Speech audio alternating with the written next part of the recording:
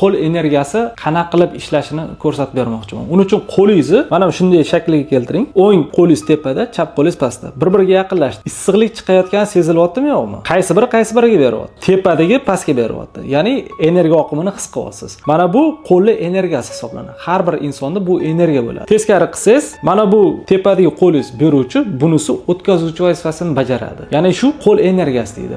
Namoz paytida qandoq turamiz biz? Mana shunday. Qo'limizni kindigdan 2 barmoq pastga qo'yamiz. Bizda aynan CI degan tochka bor. Bu ichki quvvatni shakllantiradigan nuqta hisoblanadi. Ayollarda ko'krak qafasida 2 barmoq pastda joylashgan bo'ladi. Ularniki bundoq turadi. Qachonki biz qo'l energiyasidan foydalanayotganda mana shu holda turadigan bo'lsak, o'zimizni energiyamizni bir yo'nalishda o'zimizga qaytaramiz. Qo'l energiyasini his qilsang deydi, shu holatga zo'r kirgan bo'lasiz. Alloh taolo mana shu namozimiz ichiga 4 ta narsani sog'lig'ini yashirib qo'ygan. Ruhni, qalbni, aqlni hamda tanani.